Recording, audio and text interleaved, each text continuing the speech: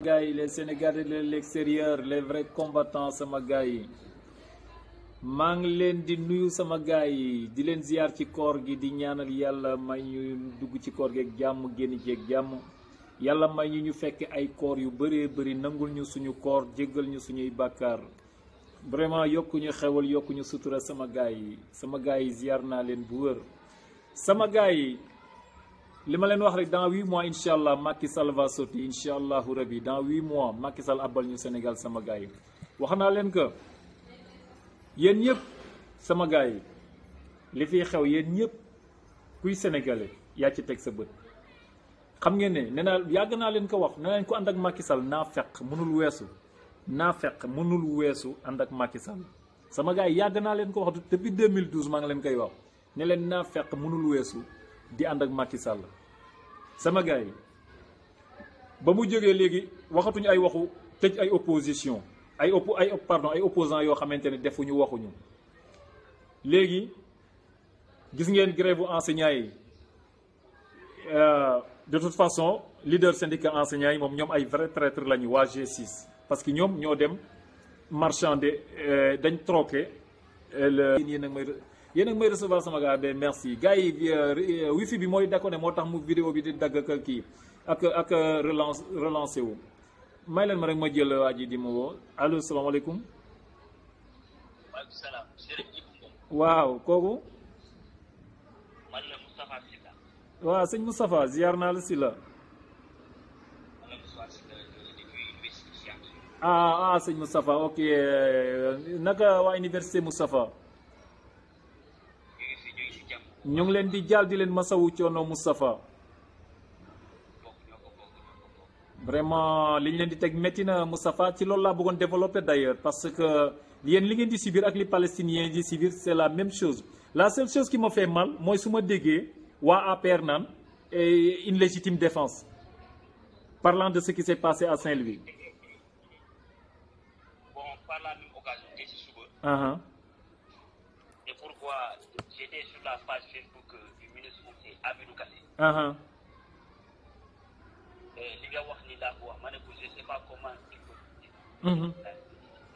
Il faut savoir ce qui a posé cette situation. En profondeur. Qu'est-ce qui a posé en ce temps. Boo validé sa première année, si tu pars en seconde année, là-bas tu auras 35 000. Tout à fait. C'est dérisoire. C'est dérisoire, franchement, c'est plus que dérisoire. Nous faisons réclamer nous. Le directeur de l'université Gaston Berger a violé la loi sur les Français occidentaux. Tout à fait. Donc ils ont violé la loi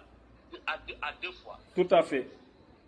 On peut nous faire croire que les gendarmes se défendaient. Ouais. Naturellement, mais ngeen tubaab yaa gën a université. ne ko ngeen tubaab yaa gën a université. yàgg na fa. waaye koy Macky Sall wuy ma Moustapha nga baal ma daggum même Macky Sall def na ngénte tubaab université même Macky Sall parce que Macky Sall même situation la nekkoon que yéen. Ouais, mais c'est ça. Ouais. C'est ça. Ouais. Université altérée. Ouais. Université altérée. Mënuñu toog. Ouais. Dakar wala Sénégal. Université amuñu fu nekk Ouais. mais léegi doo bëgg dañuy dee. Ouais, tout à fait mais bien sûr kuy jàng kay foog nga lekk. mais bu ñu lekkul sax même boo demee am fi boo lekkul. professeur bi ngay wax nekk ba comprendre dëgg dara. dëgg la. dëgg dara donc le problème est plus que profond. ñun li ñu mën a wax encore une fois au Sénégal. mooy que. c'est-à-dire comme tubaab bi ñu ko seule la lutte libère. Allô. waay Moustapha allo waaye Moustapha dem na gars yi xam ngeen ay étudiants yuy manifester. waaw Moustapha waaw demal gars yi ngi lay dégg demal vas-y. et loolu la ma ne les plus grandes démocraties du monde muy la France wala les États-Unis ils ont connu des révolutions est-ce que yéen a may comprendre. Actuellement tey Sénégal. yaa ngi dégg. Matin bi dafa ëpp trop. Nous avons wax la dignité. Oui, ça va, c'est bon. Nous allons faire respecter notre dignité humaine. Tout à fait. Certes, nous allons tous. Ouais. Nous allons tous mourir un jour. Tout à un décret humain. Mais nous mourir en respectant notre dignité humaine. Et Tout- cette dignité humaine-là, il n'est pas négociable. Elle n'est pas négociable. Nos bourses aussi sont non, non. négociables. Tout à fait, ouais. Soit nous allons lutter. Ouais. Le pays, c'est le pays de tout le monde. Voilà, Le Sénégal, merci, c'est le Sénégal mon de neveu. tout le monde. Le Sénégal, la Tout- peine, tout- le tout- Bokiakar. Tout à fait, Les Moustapha. Sénégalais, il faut nous respecter par pays. Loolu laa amoon lu may wax. Vraiment, merci beaucoup, Moustapha Sylla depuis université. yaa ngi ban université bu Dakar. waaw bu Dakar. Cheikh Anta Diop. Fac 3. Ok. Merci, Moustapha depuis. Merci, Moustapha, université Cheikh Anta Diop de Dakar. Donc, gars yi li ma leen di wax ma ne ay étudiants yoo xam ne dañ jóg di manifester ngir seen i bourse gars yi bourse étudiants yi bi ci gën a bëri presque 40 000 francs la 40 000 francs CFA ça fait même pas 50 euros gars yi booy di jóg di manifester ngir jot seen ay bourse amuñu dara les forces de l'ordre amuñu lenn lu ñuy def lu dul di utiliser ay balles réelles contre des étudiants vous vous rendez compte ay étudiants yoo xam ne sama gars yi yoruñu lu dul ay xeer moo tax ma ne waa Palestine ak suñu étudiants yi ils subissent le même sort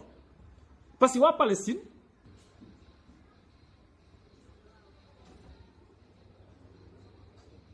ça va? Comment tu vas? Ça va naka affaire yi? Ça va? yaa ngi doog a waay? naka école? di neex ok comme sama gars yi ni ma leen ko wax man leen ay étudiants yoo xamante ne seen bourse bi ci gama naa leen 40 000 francs mun na ko wees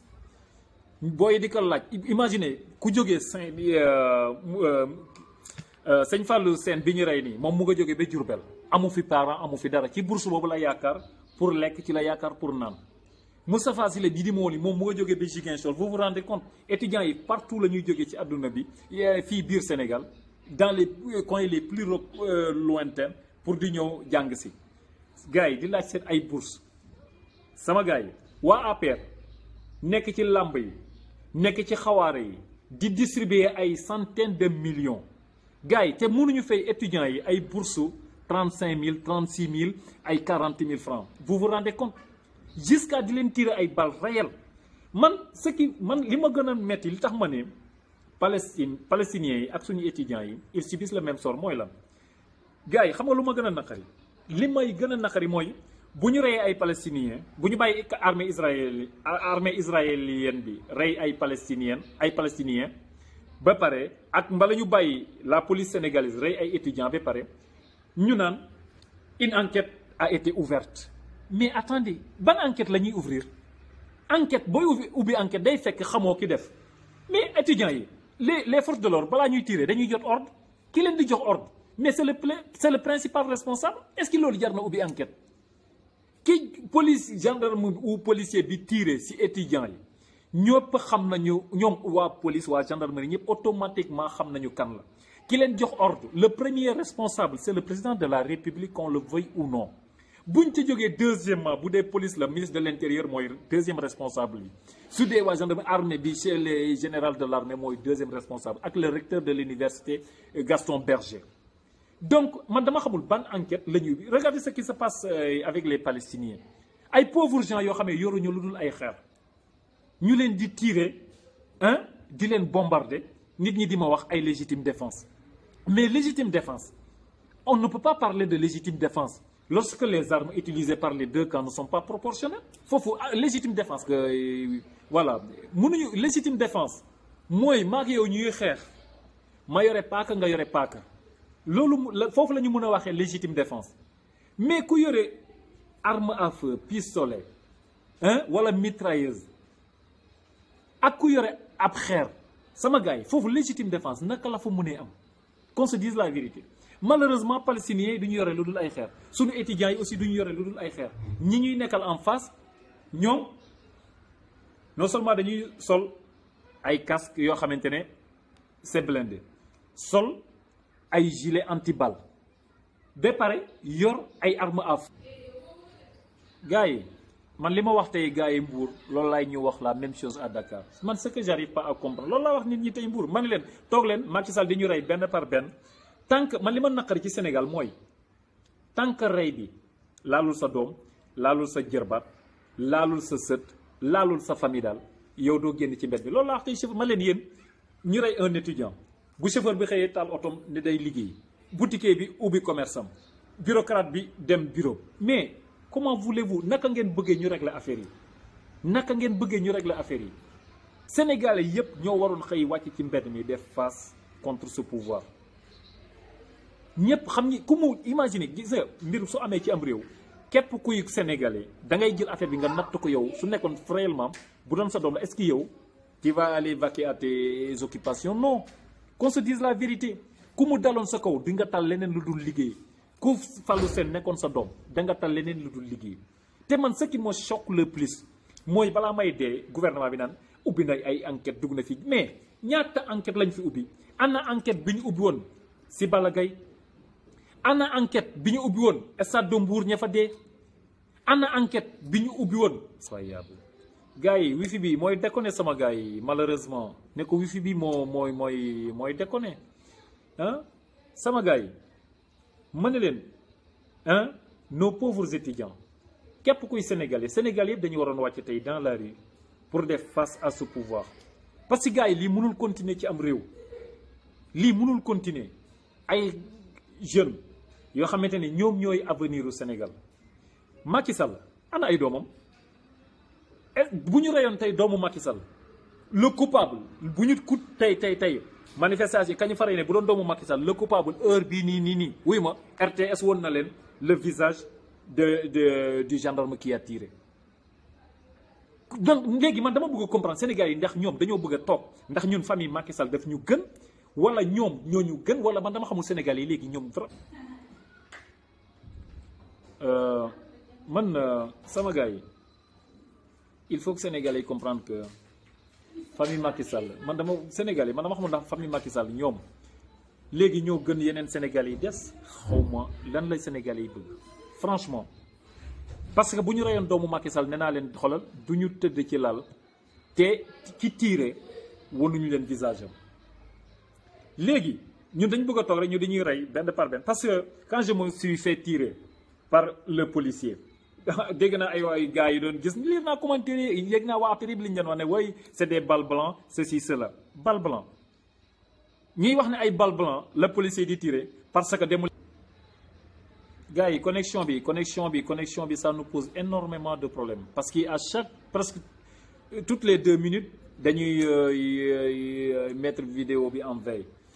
donc sama gars yi man xam nga lu ma gënoon jaaxal ci Sénégal yi man quand je les vois s'indigner par rapport à ce qui se passe au Moyen-Orient avec les Palestiniens c'est normal que ay jullit lañu comme ñoom war nañu s'indigner wu mais dama ne ñun bu ñu mënee s'indigner wu par rapport à ce qui se passe avec les Palestiniens xanaa ñu mën a wàcc dans la rue pour défendre nos étudiants pour soutenir ne reste que pour soutenir les étudiants képp kuy sénégalais la képp kuy sénégalais war nga wàcc dans la rue xoolal sama gars yi lii dafa war a jeex Sénégal ay doomu jàmbur yu jógee ci macha allah sama gars yi xam nga ñuy wax naan les policiers ay balles blancs la ñuy tirer wax naa leen que encore une fois man bu ñu mën en personne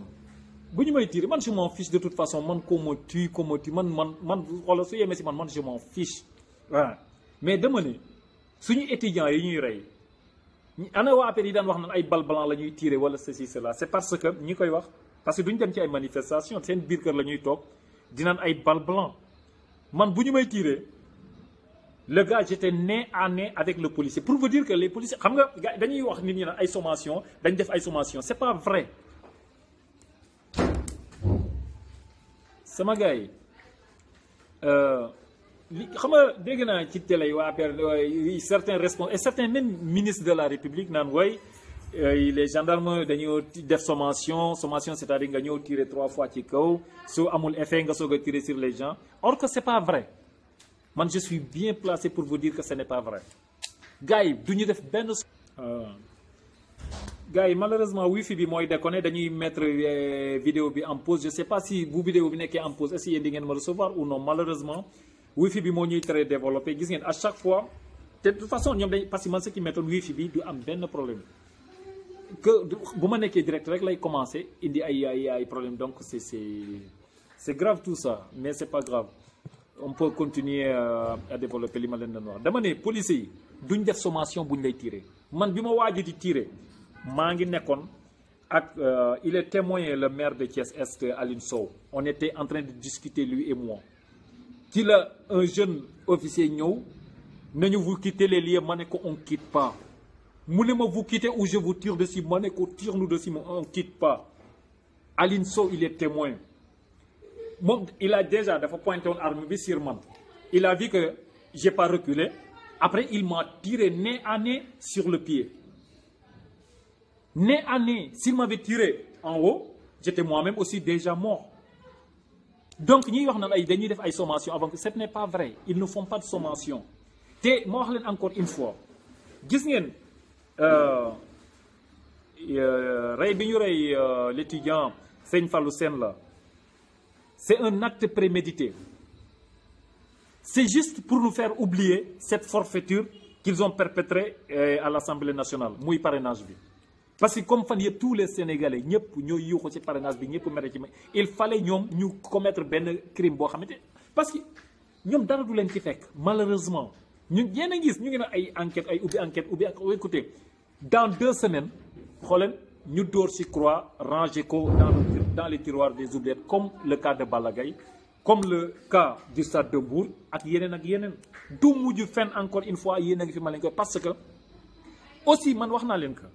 man du ma pointer du doigt état bi rek man la population sénégalaise ñoom laay njëkk a pointer du doigt parce que man j'arrive pas à comprendre ñu rey doomu jàmbur comme ça gratuitement nit ñi xëy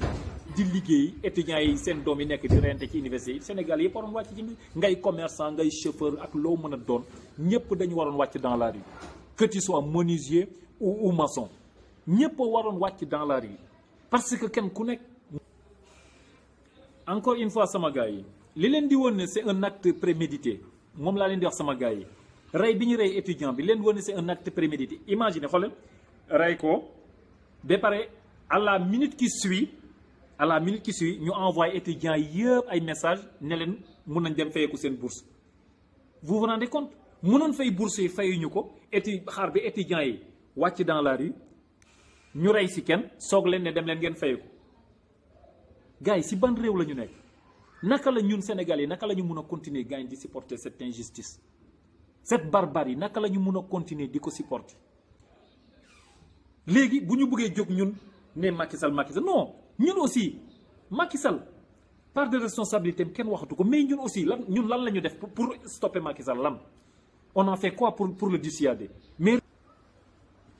gars yi désolé wifi bi franchement mooy poser problème quoi sama gars yi maa ngi leen di ziar yéen ñëpp di leen jégalu ci vraiment kii bi vidéo bi ni muy daggee ba mënuñu continuer wax mënuñu continuer développer li ñu bëgg a développer li ma leen wax tout à l'heure man leen ñun Macky Sall part de responsabilité am kenn waxatu ko mais ñun aussi Sénégal yi wax leen man lan la ñu def qu'est-ce qu'on a fait pour dissuader Macky Sall mais rien du tout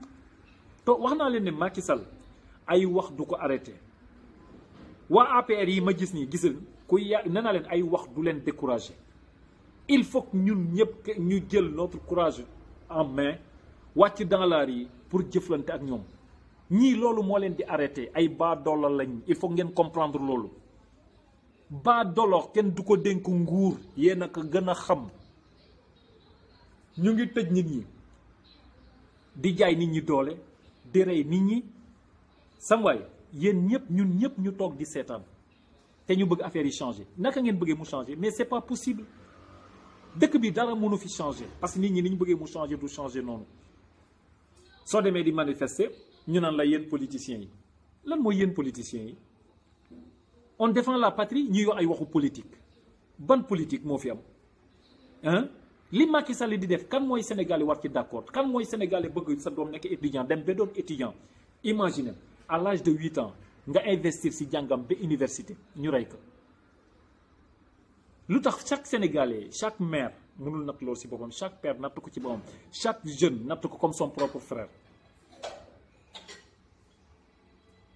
sama gars yi encore une fois wax naa leen ko nañu am patriotisme nañu suñu waa Palestine li leen Palestine jaral lu tax Sénégal mënuñu jaral lu toll noonu pour lan Sénégal ñun mënuñu jaral lu toll nii waa Palestine leen Palestine jaral ñoom ñuy dee comme ay mouches lan la ñuy ragal ñun si dee pour notre patrie en toute sincérité lan lañ ciy ragal. ana Assane Diouf gis ngeen ko moo fi nekkoon gayn di am ay 20 000 vues chaque seconde ana vue bañ ko jàppeeg léegi lan la nit def rien du tout lan rien. sama gars yi nañ leen gis nga étudiants yi wax naa leen ko du étudiants yi ñoom ñoo mën a régler seen problème ñun sénégalais yi ñoo mën a régler problème étudiants yi. parce que sénégalais ñun ñoo bu sénégalais yëpp nee naa leen déterminé wàcc dans la rue amul police amul mais les policiers les gendarmes les militaires mais ay parents d'élèves lañu. am na ñoo xamante ne seeni doom ñu ngi université am na ñoo xam ne seeni rakk nga fa am na ñoo seen jërbaata nga fa ñoom ci population sénégalaise bi ci lañ bokk. mais vous pensez que si les sénégalais descendent dans la rue les policiers vont nous tirer comme ça dessus mais c'est pas vrai c'est pas vrai ñoom finalement suñuy tirer si Macky Sall la ñuy tirer. Macky Sall ay doomam mu nga mu yebal Dubaï ñu yore ay multimilliards. Macky Sall jël ay doomam yóbbu Dubaï jox leen ay milliards ñuy yaataa yumbe Boun Abdallah Dionne jël ay doomam yóbbu Europe jox leen ay milliards ñuy yaataa yumbe le ministre de l'Intérieur Aly Ngouille Ndiaye jël ay doomam yóbbu France jox leen ay milliards ñuy yaataa yumbe ñun nous les pauvres gens suñu doom yi nekk fii ci université yi ñu leen di envoyé ay policiers ak ay gendarmes ñu leen di rey ñun ñu toog di seetaan ngeen bëgg affaire yi changer mënul changer. Qu'on se dise la vérité ñun responsabilité bi ci ëpp léegi sénégalais yi ci ñun sénégalais yi la du Macky Sall du gouvernement yam parce que ñoom au moins ñoom li ñuy def ñu ngi koy def à visage découvert na booto wuñu dañ ñuy reyal suñu doom tiire ñu ay bal jàpp di tëj xoolal naan ubbi nañ ay enquête boo xamante ne du mujj fenn parce que dañ naan sénégalais yi moom xoolal wax rek la ñuy def bu tàngee nii ci tàng-tàng bi dinañu coow dans quelques semaines fàtte nañ xoolal dans quelques semaines fii ne sénégalais bu ne yaa ngi lijjanti affaire u korité fàtte nga affaire u Fallou Sène bu ñu rey fàtte nga affaire u Balla Gaye bu ñu rey sama gars yi am réew mënut a doxe nii dund doomi aadama moo gën a fort ay korité ak lu ma xamul suñu dund doom yi gars yi ñoo gën a fort koor suñ koor gi ñuy koor nii suñu bakkan yi boo déggee ngay or daa fekk ngay am bakkan ku dundatul doo or ku dundatul doo jaamu yàlla ku dundatul doo uti xaalis qu'on se dise la vérité faisons face à ce régime. sama gars yi ay Sénégal ñëw wax naa leen ko waxat de toute façon bu ngeen yaakaar nit mooy ñëw défendre ñu dañuy trompé wu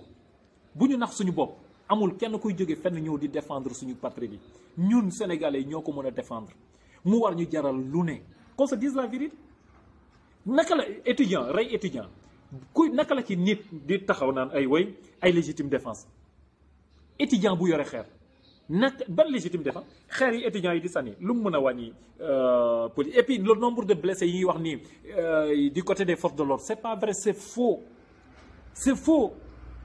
loolu yëpp c'est pour justifier le meurtre te amuñ. La connexion est vraiment mauvaise sama gars yi je suis vraiment désolé pour kii bi connexion bi franchement la connexion est mauvaise sama gars yi suñu étudiants yi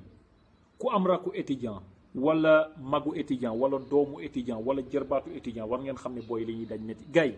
36 000 36 bourse 36 000 maximum 40 000 francs 40 000 francs naka lañu koy tardé la dexaar ba rey ci kenn xëy la lendemain fay leen il faut que ñu rey ci kenn pour xëy fay leen tout ça pour dissuader les gens lii yëpp pour xoolal affaire tiitalaate la ñuy wax naa leen que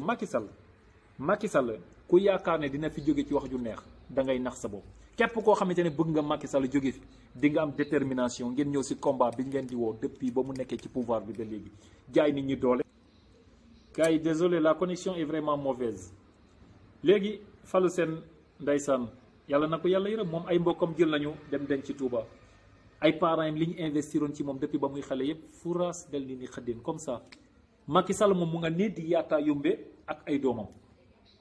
Aly Ngouille Ndiaye mu ngay yaataa yumbe ak ay doomam Boun Abdallah Dionne mu ngay yaataa yumbe ay doomam. Je suis vraiment désolé gars yi connexion bi mu ngi may poser énormément de soucis énormément parce que ça moo commencé développer ñu mettre vidéo bi en pause malheureusement du ma mën a développer parce que je sais même pas si vous me recevez ou pas mais de toute façon man le message bi ma leen di lancer encore une fois sama gars yi moo ñu def face contre amul leneen lu dul def face contre Macky Sall parce que sama gars yi sama gars yi ay étudiants yu ñuy rey trop c'est malheureusement sama gars yi malheureusement li ma leen di wax rek dañuy jàpp li ma gën a naqari comme li xew Palestine rek bu ñu reyee waa bu les israéliens bu ñëwee ak seeni armes de destruction massive bombarder Palestine, la communauté internationale sort leur communiqué de honte et d'indignation. su ñëwee pouvoir bi Macky Sall ak nguuram rey suñu étudiants yi nous sortent des communiqués de honte di ak naan dañuy indigné wu ay du ban indignation lan la ñuy indigné wu di rey leen ba pare soog leen di fay ay bourses médecin après la mort ñun Sénégal yi ñu toog mais wax naa leen que responsabilité bi ñun la du ñoom. Responsabilité du pouvoir bi man Sénégal yi lay pointé du doigt franchement moi j'en veux à la population sénégalaise j'en veux terriblement aux jeunes surtout aux jeunes sénégalais parce que képp kuy jeune man li ma leen wax niveau d'étude boo mën a toll ngay jeune sénégalais lii daf la war a concerner wax naa leen que primaire secondaire ba université ñëpp a waroon wàcc. Pour accéder au pouvoir Macky Sall a même demandé à l'armée sénégalaise de lui venir en aide pour aller déloger Abdoulaye Wade Macky Sall fi la doon taxaw di woote appel boobu lu tax ñun du ñu woote appel Sénégal yi ngeen wàcc dans la rue qu'on fait face ñu dem déloger Macky Sall ñëw leen ñu wàcc ci mbedd mi déloger Macky Sall trop c'est trop man j'en veux à la population sénégalaise moytuma fi nekk di xas waa nguur gi li ñu leen yëkk doy na sëkk lu ne wax nañ ko waa nguur gi gis Assane Diouf saaga na ba sonn def nañu lu ne mais gis ngeen ko faalewuñu loolu n'empêche chaque jour ñuy def le pire chaque jour donc la vérité mooy responsabilité bi léegi ñun Sénégal yi la parce que li ma leen wax rek kenn nanguwul wàcc dans la rue kenn da ngay woote ay manifestation ba sonn kenn du la déglu dans 2 semaines wax naa leen ko yéen a ngi ñuy lijjanti affaire Korité fàtte nañu affaire bala Serigne Fallou Sène ndax affaire Balla Gaye ngi ni fàtte nañ ko ana enquête bañ ci ubbi woon enquête bi ñu ubbi waat ni dans 2 jours ñu tëj ko du mujj fenn maa leen ko wax encore une fois yéen a ngi fi maa ngi fi dinaa leen ko waxaat dans quelques jours ne leen ana enquête ba furaas ni xëddeen dara man moo Macky Sall wax naa leen ko Macky Sall ne moom nee na li ko neex la fiy def jàpp Khalifa Sall tëj jël Karim Wade gàddaay loo Ousmane Sonko nekk administration mu dàq ñu ne déet mu indi parrainage ne ku ko neex moom Macky Sall mooy bokk élection ku ko neexul doo bokk ñu ne déet muy jàpp suñuy étudiant di rey ma ne nekkatul Macky Sall ñun sénégalais yi la qu'on se dise la vérité mag lu mu nangu nga teg ko dafa daggan te ñun ñoo nangu li ñu Macky Sall di teg ñun ñoo ko nangu lu ngeen bëgg palestiniens yi amuñu benn arme li la Israël di teg lu dul yoon ñu ñëw jaay leen taxaw seen kanam jaay leen seen bakkan bu ñuy dee ñu dee parce que gis nga yenn dund yi dee moo ko gën dund ñu di la toroxal nga dee moo ko gën a nopp moo ko gën fuuf te nee naa leen dee pour sa patrie gisal gars yi gàcce amu ci mais sénégalais ci boppam ñun li ñu bëgg moo mënul nekk gis ngeen liberté dafa am prix démocratie dafa am prix réew yi ngeen nekk ñi nekk ay France ay Italie ay Angleterre ay Allemagne ci États-Unis réew yooyu ngeen nekk da ngeen foog ne dañoo xëy rek réew yooyu démocratie bi mel noonu liberté bi mel noonu c'est pas vrai ay nit ñoo joxe seen bakkan pour que loolu mun fa am mais ñun Sénégal loolu lañ bëgg mu am fi te jaralu ñu li mu leen jaral ñoom pour que naka ngeen bëggee mu am fi c'est pas possible te da ngeen war a comprendre ne doole ji population bee ko yor du Macky Sall gouvernement yi ñoom minorité lañ doole ji ñun Sénégal yi ñoo ko yor mais suñu yolee doole ji te amuñu fit bi mais gars yi dara du fi changer man moo tax ma ne du ma kon ne di pointer du doigt Macky Sall et son gouvernement du ma kon ne di leen di pointer du doigt man su may pointer du doigt léegi pour la population sénégalaise qu'on se dise la vérité qu'on le veuille ou non ñun ñooy responsable yi du ñoom li ñuy teg ñun ñoo ko na mag lu mu nangu nee naa leen teg ko daggan na nañ leen waxante dëgg mun nañu bañ am nañ possibilité pour bañ parce que wàcc dans la rue Macky Sall mënuñu tere wàcc dans la rue parce que amul kenn ko xam ne dañu ñëw sa kër ne la bul génn ci mbedd mi amul ku génnul daf laa neex nañ waxante dëgg mënuñu jàpp nit ñi di tëj di doxal dictature di rey ay nit di jël suñu alal di ko pasaree ñoom ñu nekk ci yaata ñun ñu nekk dans la merde ba pare di ko cautionner. Mais comment voulez-vous que les choses changent? Qu'on se dise la vie. Nañ leen waxante dëgg aussi ñun les Sénégalais les yeux dans les yeux ñun ñooy principal responsable lii daal suñu étudiants yi ñooy principal responsable ay Karim Wade li ko arrivé ñooy principal responsable li arrivé Khalifa Sall principe du kenn du Macky Sall du gouvernement ñun la ñun Sénégalais parce que ñoo ko nangu te mënoon ko bañ parce que Macky Sall fi mu ne ñoo ko fa tegu fa boppam waa APR teguñu ko fa Sénégalais yi ñoo ko fa teg waa APR nekk seen i donc ñoom lu leen neex def leen dara du leen ci fekk dara du leen ci fekk dara Sénégalais bu wax ñoom ñu jàpp tëj mbaa ñu rey te ñun ñuy ngeen bëgg attendez comment voulez-vous que ça man je veux juste que quelqu'un me dise que mun na changer comme ça comment à part wàcc dans la rue faire face si nous ne voulons pas faire face eh bien kon nañ jël leen bàyyi rek ñu di ñu rey benn par benn tey falu barki démb Balla Gaye la démb falu seen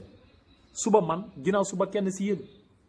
léegi comme noonu ngeen ko gisee eh bien nañ leen ko jàppale noonu mais de toute façon dara du changer ci dëkk bi ci comportement yi sénégalais yi bëgg a am nii c'est pas possible man je pointe du doigt les sénégalais comme ñiy mëne combat li ci tane sax mooy les sénégalais de l'extérieur ñoom au moins franchement ils sont très actifs man wax naa ko fii keroog Walfadjri naa leen li sénégalais extérieurs yi di def su sénégalais yi nekkee fii biir Sénégal defoon juste la moitié kon ba tey Macky Sall xam ngeen ne li muy def lii génn na ci mais malheureusement personne ne va def waaye man encore une fois man la question que je vous pose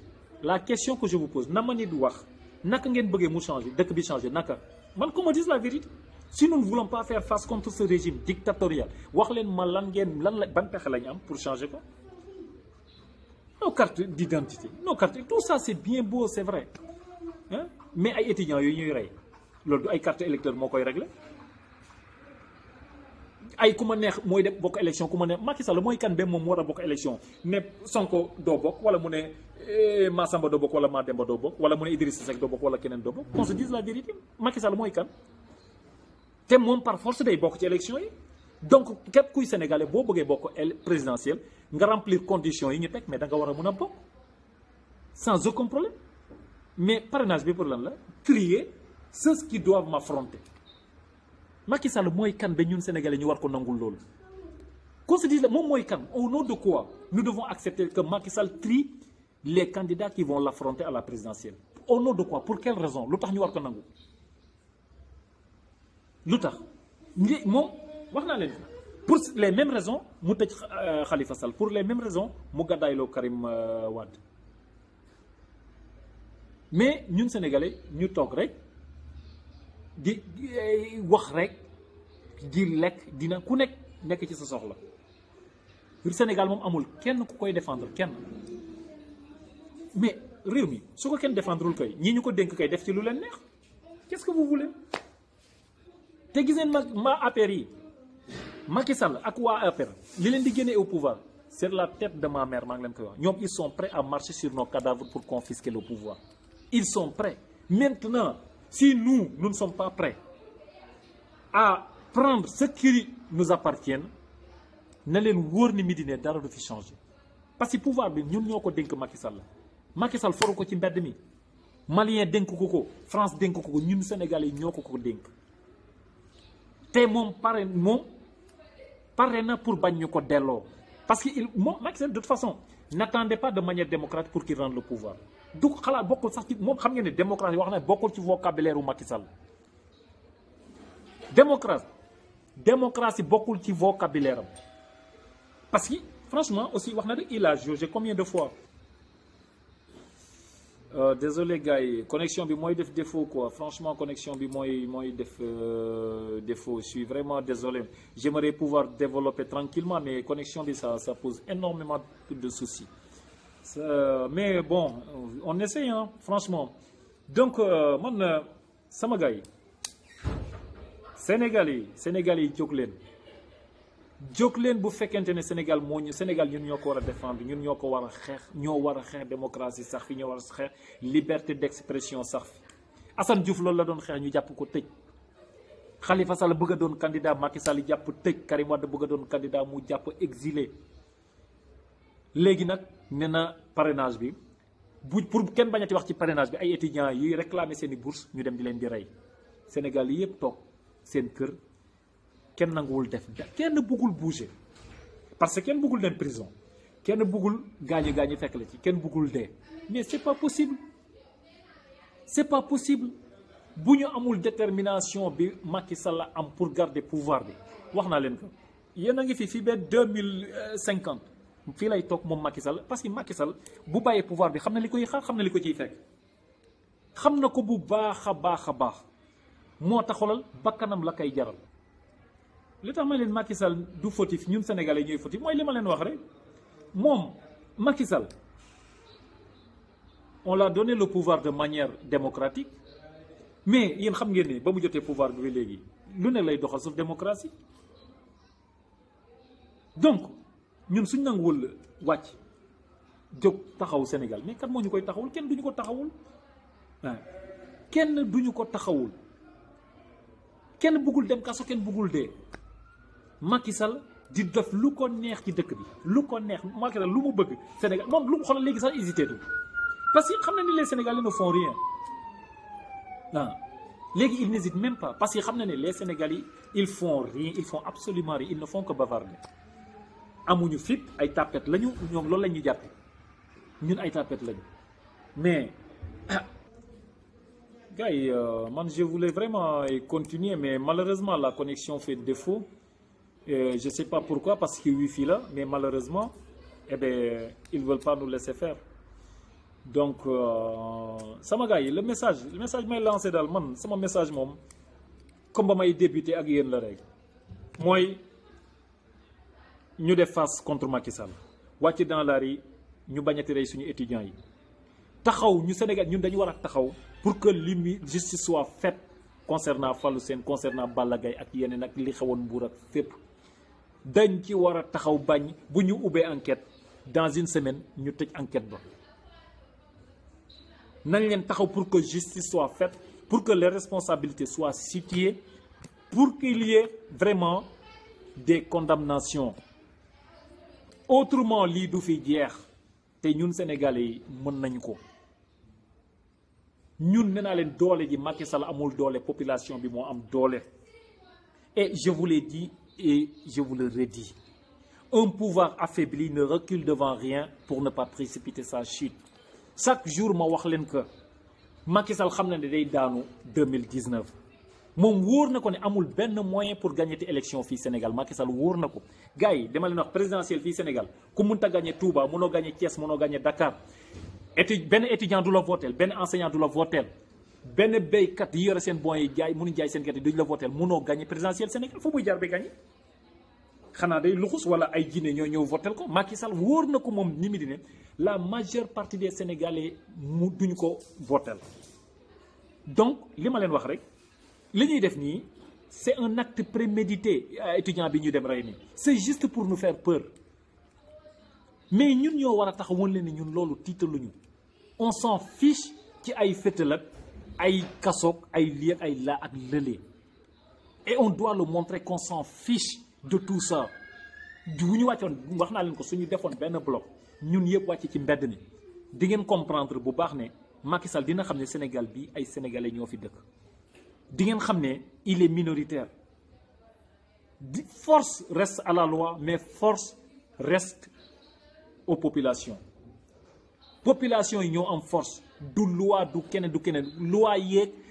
conseil constitutionnel la ngeen ni gis ngeen les 5 singes là yi nekk conseil les 7 singes là du conseil constitutionnel lu neex Macky Sall rek la ñuy def conseil constitutionnel bi war a valider candidat yéen a ko gis lu Macky Sall bëgg ñooñu loolu la ñuy def donc ñun Sénégalais yi ñun ñoo nekk au-dessus du conseil constitutionnel peuple bi ñoom ñoo nekk au-dessus de tout l'intérêt supérieur de la nation mooy lan mooy que Sénégalais yi wàcc jële fi ay conseil constitutionnel ñu nekk les 7 singes la nekk conseil constitutionnel jëlee fi Macky Sall jëlee fi ay Aly Ngouille Ndiaye xoolal taxaw wax leen ne suñu réew mi ñun lii lañ fi ñun li ñu bëgg Sénégal loolu moo war a am Sénégal nekkul ne les 7 personnes yu nekk conseil constitutionnel yoo xam ne Macky Sall moo leen fa teg Macky Sall lañ fi nekkal du ñoom lu ñu bëgg Sénégal moo fi war a am te wax naa leen que bu ñu amul détermination toog leen ngeen seetaan ku neex Macky Sall mooy bokk ci élection yi ku ko neexul doo fi bokk te loolu mu tegu fan dama xamul muy ndeyu lan mu tegu ci lan la tegu lu tax ñun ñu war ko nangu ñi nekk conseil constitutionnel ku Macky Sall ne leen bu leen valider candidature am du ñu valider candidature am léegi loolu lu tax ñun ñu war ko nangu lan moo tax pour lan ñu war ko nangu ñun Sénégalais yi au nom de quoi au nom de quoi lu tax ñu war a nag te loolu moo fi nar a am gis ngeen daf nee na Khalifa Sall du bokk waaw naa leen ko fii laa leen toog mel leen tant que Macky Sall ngi fi Khalifa Sall du bokk ci ay élection tant que Macky Sall ngi fi Karim Wade du bokk ci ay élection ce n'est pas une question de justice c'est une volonté juste de Macky Sall Macky Sall l'a voulu il l'a eu ku mu bëggul nga bokk nee na yow do pour quelle raison man franchement gars yi man je suis très remonté contre la population sénégalaise je suis désolé ton bi may wax ni mais man franchement gars yi je suis très remonté contre les Sénégalais moi-même j'en fais partie ci laa bokk man ci laa bokk parce que j'ai rien fait pour que mu changer comme d'autres Sénégalais nous n'avons rien fait defuñu dara pour changer la situation ba mu fi jàppee Karim Wade laa leen fi topp ne leen lii raam si ñag bi la jëm li ñuy nangu bu ñu ko nekk dina dem si keneen bi ñu arrêté Karim Wade laa leen ne lii buñ ko cautionné dina daal si keneen mu dem arrêté Khalifa Sall ma ne leen buñ ko cautionné gis ngeen indi na parrainage ne ku ko neex mooy bokk ci ëllëg ñu ne déet mu ngi rey ay étudiants le problème du Sénégal mooy li ma leen wax rek bu ñu arrêté leader du parti ku bokkul ci parti boobu daal yow da ngay ne sama yoon nekku ci man c'est pas mon problème bu ñu rey étudiant bu dul sa doom nga ne man du sama famille sama yoon nekku ci bu ñu tëjee nit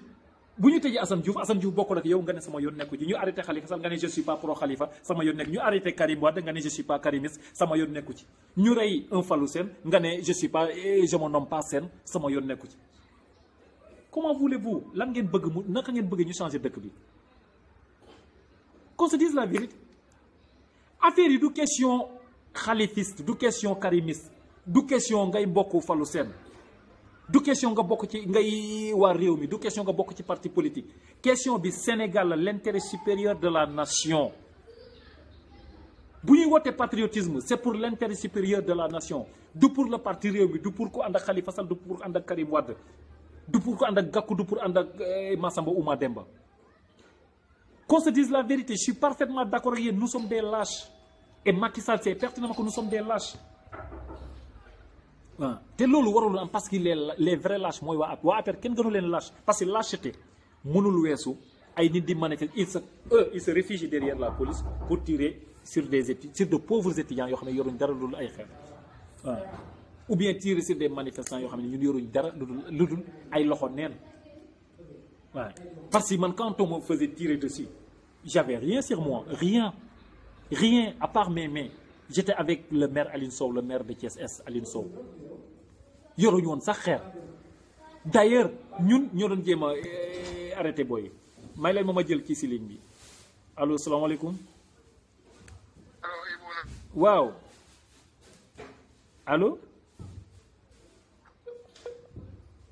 allo may leen ma sama gars yi ma jël waa ji di woote depuis Espagne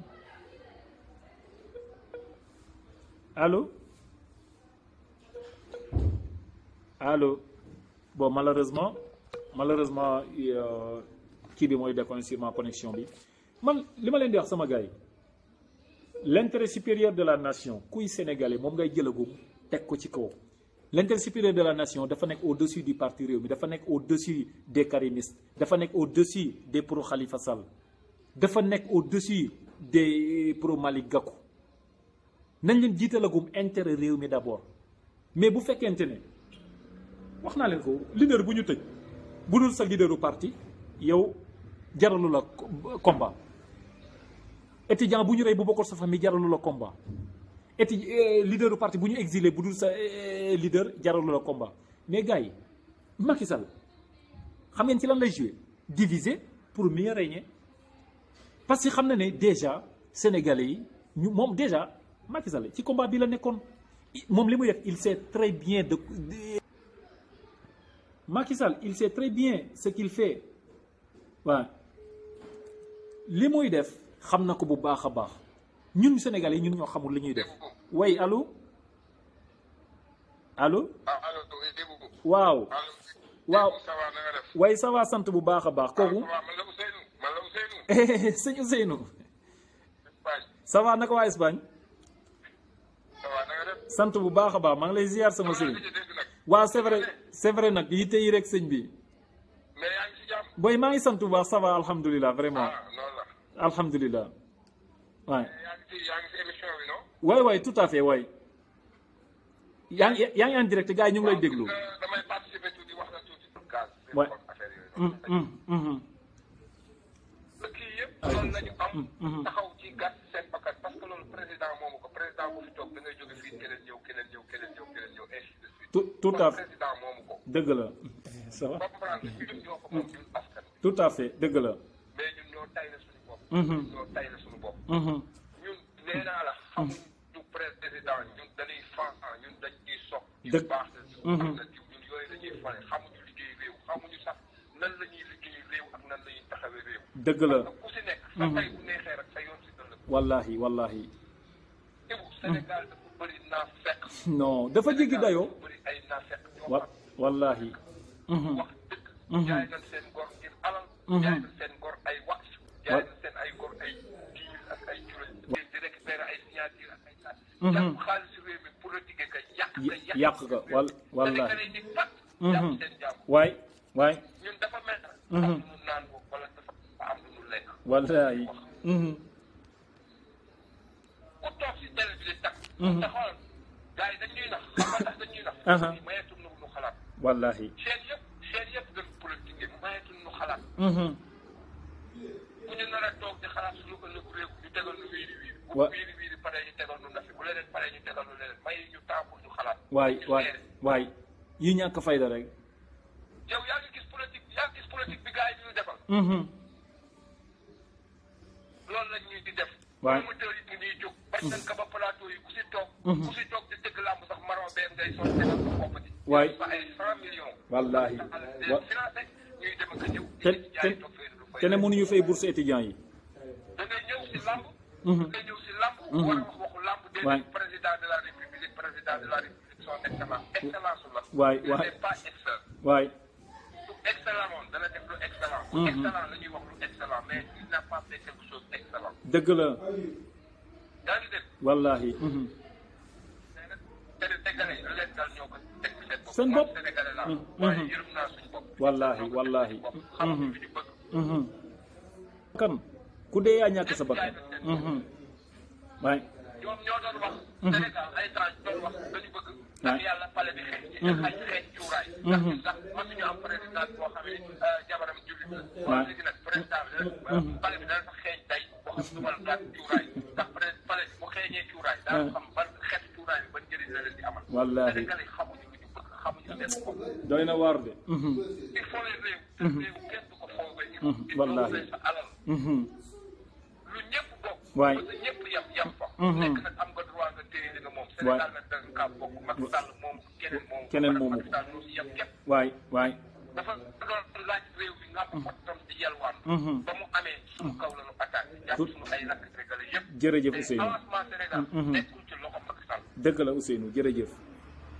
vraiment nekkoon ci loxoom. avancé na. allo. 9 mois boobu bu ko defee. mënul nekk. waay. lu doon neex. neex na ba mu amee fii juróom-benn at. ba léegi mënugul dem fenn. dëgg la na dem yoonam. ku ñëw baax na mais moom na dem mënul. non Macky Sall moom day dem. waay. Macky mënul ah. ne ko Macky Sall moom day dem. waay. nga xaalis bi gars yi pasar pasare. mbër yi nii fii jàpp mbër yi politique leen ay 5 millions ay 10 millions. ay 10 millions. ay cadre sonal nit yi. waay. benn nit ngir lan diw mi am na mbooloo nga dem seen koñ yàq fa ay millions jàpp étudiant boo xam ne 35 000 francs nga ko war a fay ray ko wallahi ay waajuram perte ak li ñu investir ci moom ba mu doon étudiant. moo tudd tur am na benn waaye bu génnoon fii ni bàyyi na lamb dafa ñëwaat si lamb daal man damay lamb te lamb ji sax dama dégg politique Macky Sall laa koy tuddi dama jox xaalis. waay Gaston Mbengue la. waaw jox ko xaalis. waay. daf la jox xaalis. waay. di Pape Abdou Fall ku toog sol sa marin yu bees. di tàggee di wax. wallahi. di foogee réew mi. su nekk yi dañu seere. waay. dañu seere maye ñun ñu xalaat. waay Sénégalais jël seen ay responsabilités. waay lii doxal réew ma am na si réew ma. waay pour fooyee suñu bopp. waay. maa ngi lay sant maa ngi lay gërëm maa ngi nuyu ñëpp di déglu ba ci kanam. jërëjëf Ousseynou vraiment merci beaucoup jërëjëf merci beaucoup. ñu ngi remercier vraiment kooku di Ousseynou doon woon. ñuy remercier kooku di Ousseynou doon woote tout à l'heure depuis Espagne li ma wax si étudiants yi yéen ñëpp dégg ngeen ko gars yi vraiment dëgg bu wër la étudiants yi 35000 yi ñu leen di fay 35000 gars yi ndax ici 35000 vraiment jar na bakkan franchement qu'on se dise la vérité gars yi 35000 di defar ay terres yu ay 1000 milliards 1000 milliards 1 milliard rek mun na fay étudiants yi presque toute l'année étudiants yi ne Sénégal yëpp presque toute l'année ndax 35000 yi ñuy fay étudiants yi Cheikh Kanté bi ñuy wootee DAP fii ci dëkk bi distributeur automatique de billets mais Cheikh Kanté fu mu tourné maye fa 100 millions est-ce que Cheikh Kanté dafa gën moom étudiants yi di réclamer seen ay bourses te li ma jaax bu doon étudiants yi bourse bi ñuy réclamer ñoom amuñ ci droit wala dañ leen koy sarax wala xaalisu Macky Sall la man je pouvais comprendre mais c'est quelque chose qui leur revient de droit seen alal la dañ leen ko war a fay ne dañ leen a war a fay seen alal seen xaalis bu ñu moom la ñi seen droit Macky Sall bourse bi la daan fayeeku booba amul lu mu jëndee bi bourse bi moo ko doon dimbali bourse bi moo doon dimbalee Boun Abdallah Dionne ak keneen ak keneen léegi pour cette même bourse ñu ci rey ay doomu jàmbur mais gars yi trop c'est trop combien de morts déjà te gis nga y aura d'autres morts sous Macky Sall si on fait rien y aura d'autres morts gisaguñu dara nag man maa ngi leen koy wax depuis bu yàgg ba tey parce que comme duñ def face contre moom ma ne leen yeneen morts a ngi ñëw te wax naa leen ko encore yéen ñëpp xam ngeen ko conseil constitutionnel APR la ministre de l'intérieur APR procureur de la République APR majorité assemblée nationale APR donc ñoom partout ñoo ko accaparé uniquement pour jox Macky Sall un deuxième mandat mais de toute façon man en ce qui me concerne loolu moo wóor man je suis déterminé je suis prêt à tout loolu moom chaque jour ma wax ko waa APR je suis prêt à tout pour qu'il y ait pas un deuxième mandat de Macky Sall te képp koy sénégalais loolu nga war a def ci sa bopp daf leen war a jaral lu ne pour que Macky Sall dégage et dès le premier tour en 2019 encore une wax naa leen que eux ils savent très bien waa APR ñoo la gën a xam ne Macky Sall mënatul gagner de façon démocratique des élections ici au Sénégal aucun étudiant ne vote pour Macky Sall. Il ne peut pas gagner à Touba, il ne peut pas gagner à Thiès, il ne peut pas gagner à Dakar. C'est la connexion qui fait défaut, gars. Je suis vraiment désolé. C'est la connexion. Encore une fois, wax naa leen ko waaye gis ngeen ko ministre de la justice APR, ministre de l'intérieur APR, premier ministre APR. Les 7 singes du Conseil constitutionnel APR, Assemblée nationale APR, partout APR. Tout est APR dans ce pays. Les journalistes alimentaires APR, certaines chaînes de télévision aussi. Encore désolé.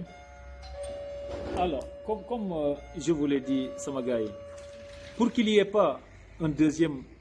mandat de Macky Sall, c'est facile ñun yëpp xam nañ lu ñu war a def en dehors des cartes d'identité wax naa leen ko li gën a am solo pour que Macky Sall dégage mooy détermination mooy ñu woon waa APR ne ñun ñoo leen gën a déterminé wu pour que fii du ngeen fi toogaat parce que mënuñu nekk minorité buy gagné présidentielle loolu amul ci benn démocratie ci àdduna bi te ku wax ñëpp xam nañ ne Macky Sall boo duggee ci transport yi amul kenn ku bëgg a dégg fu ñuy waxtaane Macky Sall boo demee marché ba amul kenn ku bëgg a dégg fu ñuy waxtaane Macky Sall partout ñëpp a bàyyi Macky Sall partout à part les gens de l'APR te wax naa leen nga encore une fois waa APR motuñu 10% ñi bokk APR motuñu 10% kon moom wóor na Macky Sall day def ay sondage information yi Macky Sall di am man du ma ko am il est mieux informé que n'importe qui dans ce pays te sondage yi muy def yëpp woon nañ ko ne munoo am plus de 30% léegi donc wóor na ko ne munul jàll premier tour te Macky Sall quoi qu'on puisse dire bu demee ballottage ak Yawou Dial sax xam ngeen ne Yawou Dial daf koy baat bu demee ballottage même ak Yawou Dial baat c'est les Sénégalais on n'en veut plus de lui changer Macky Sall nécessité la fi mu nekk nii pour la population sénégalaise parce que on en a marre mais encore une fois wax naa leen ko détermination la laaj pour mu jóge fi détermination détermination ñaan bàyyi leen leader parti politique yi ñun sénégalais ñun la population sénégalaise nañ leen am suñu détermination def face mu jóge fi mais autrement Macky Sall du fi jógee te def fi war a jógee 2019 Macky Sall par A ou par B kooku moom bu yeboo waa après dugal ko seen nopp yi de toute façon ñun xam nañ ne eux ils sont prêts à tout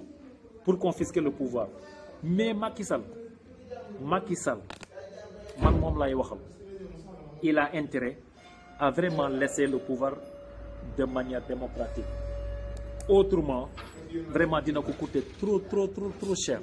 waaw parce que bu yaakaar ne forcing mën na ko téye fii dafay nax boppam Macky Sall moomul Sénégal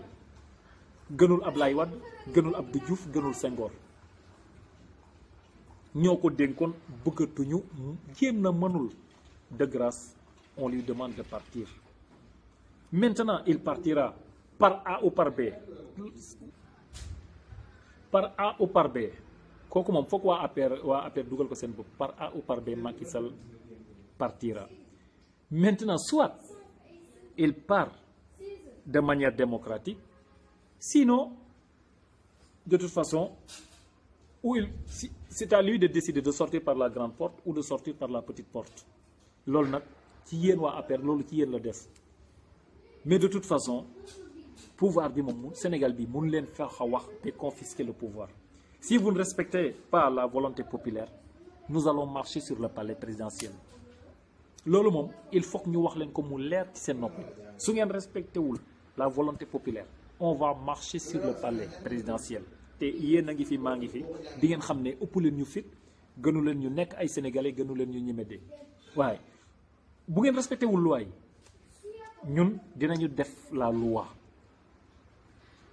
bu ngeen bëgg respecté kay la volonté populaire eh bien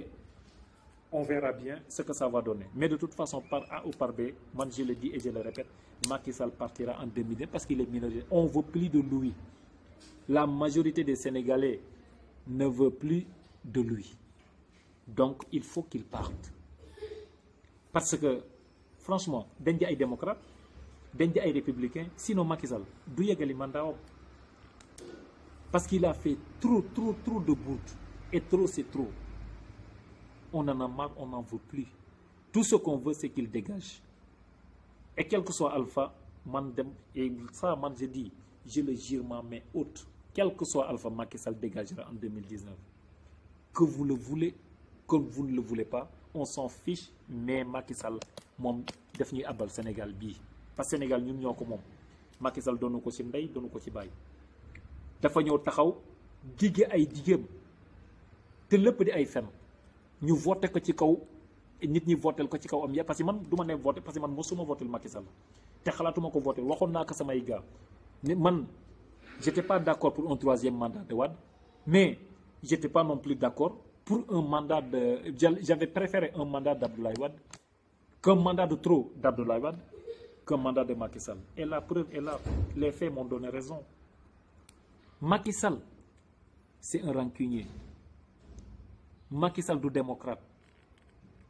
Macky Sall buggul Sénégal buggul Sénégalais Macky Sall il préfère la France qu'au Sénégal man je vous le dis et je vous le répète d'ailleurs c'est un gouverneur français la preuve est là dem leen laaj waa Total dema laaj Eiffage dem leen laaj waa Orange et d'autres sociétés françaises qui sont là partout c'est la France qui domine dans notre et suñu biir réew man li ma gën a naqari boo demee tey si booru géej gi allez à la petite côte ci booru géej gi ñun ñu di ay sénégalais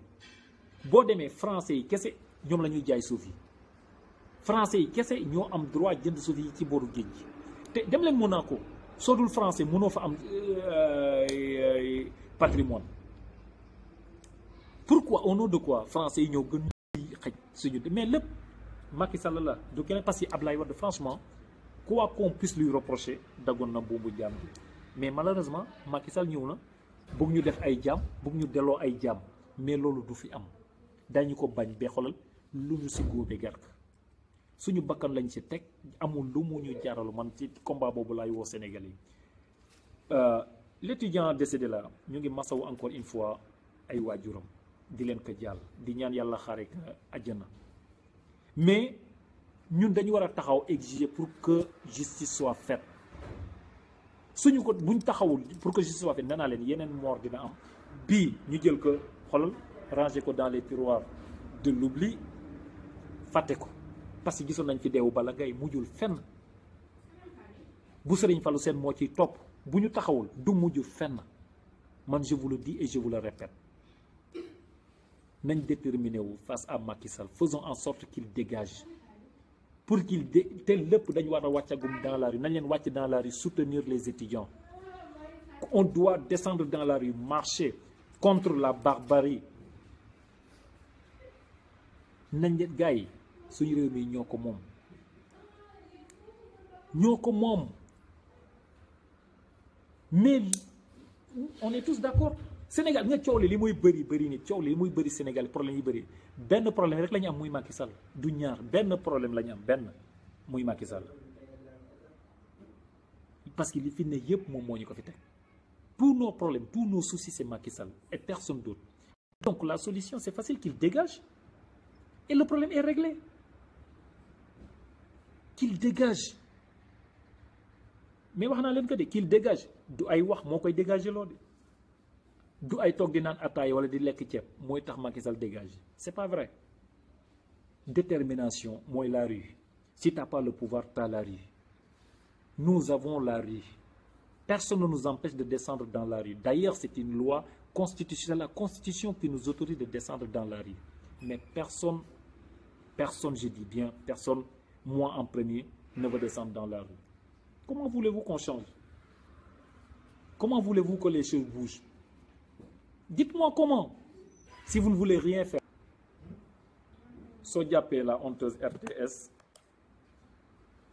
lan nga fay ñuy rey ay étudiants boo demee jàpp RTS 1 lan nga fay fekk ay préparation coupe du monde ay Russie 2018 patati patata on s'en fiche de ay coupe du monde fi ñu toll nii. C'est pas notre préoccupation ñun suñu préoccupation wax naa leen que mooy que Macky Sall dégage bu ñu kenn dugal ci ay leurre duñ ko nangu ils veulent juste nous divertir waaye na Macky dégagé ñun loolu la ñu bëgguñu leneen suñu yoon nekkul ci ay bu yeboo Sénégal gagné coupe du monde kenn duñu divertir mënu leen bu amul dara lu mën a tax fi mu nekk ni xoolal li nga xam ne mu ñun mooy suñu combat muy le fait que Macky Sall dégage mu kenn duñu détourné ci combat boobu noonu te loolu la ñu bëgg a détourné bañ leen ko ba tëdd ci suuf waaye bañ leen ba tëdd wàcce leen dans la rue ñu marché pour l'étudiant Fallou Sène nañ leen wàcc jàppale étudiants yi comme ça police ki ko rey ñu mën ko arrêté mën ko teg si yoon mën ko teg ay daan yi war pour que au moins ay waajuram certes mënatuñ jot Fallou Sène mais ñu am soulagement mais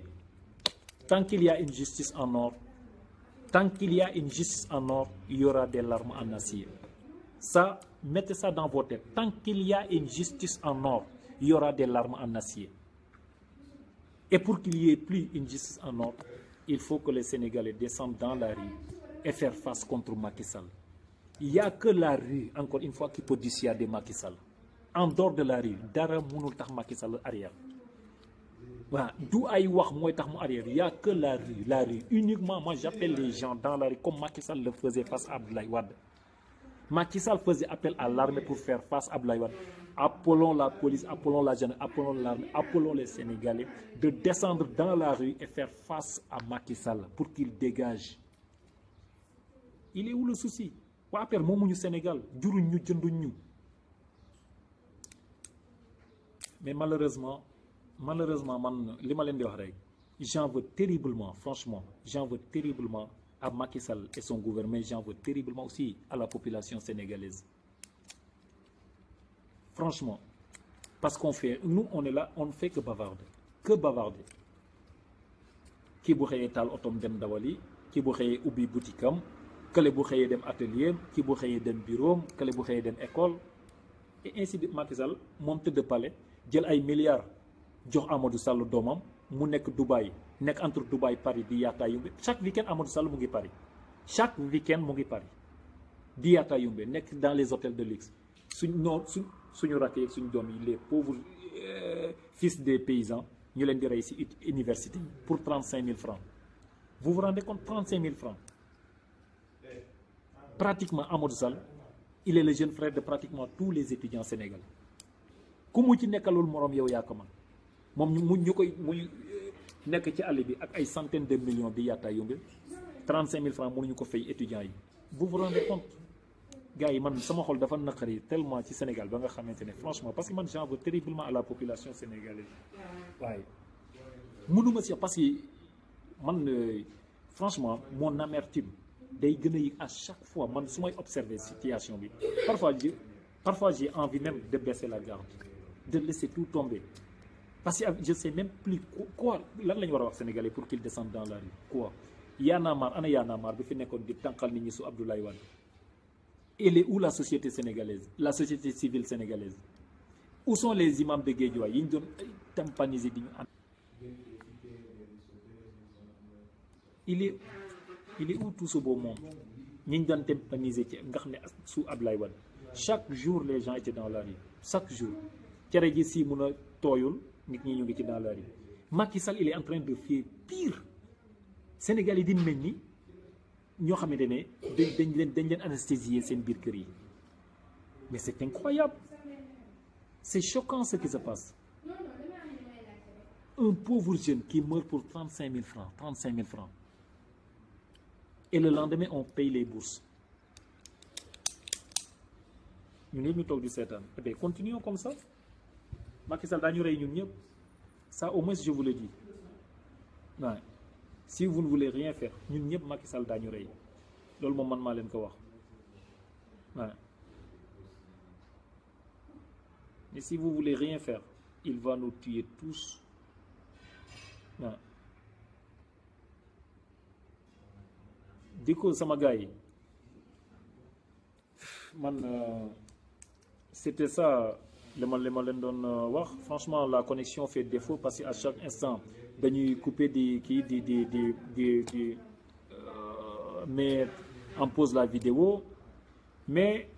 n'empêche comme ni ma leen ko waxee le combat bi ñu leen di woo ñëpp xam nañ ko man daal ak xoolal amatul lii amatul la amatul on peut pas continuer à cautionner des étudiants qu'on tue pour 35 000 francs balaa ñu fiy nekk di indigné wu pour la Palestine mbéy ci sa wewu tànk balaa ngay laax jaay nga laax lekk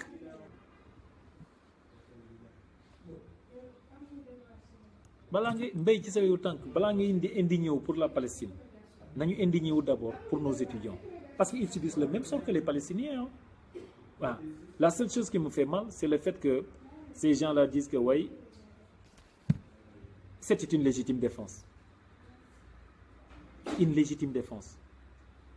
mais encore une fois pour qu'il y ait légitime défense il faut qu'il y ait des armes proportionnelles dans les deux camps mooy su ma yoree paaka nga yore paaka su ma yoree jaasi nga yore jaasi su ma yoree yet nga yore yet mais kii yore xeer ka la yore fétal nga naan légitime défense quelle légitime défense la ñuy ban légitime défense la ñuy wax lan moo fi nekk légitime défense hein levons-nous pour stopper la bavure policière sinon bu campagne électorale bi ubbee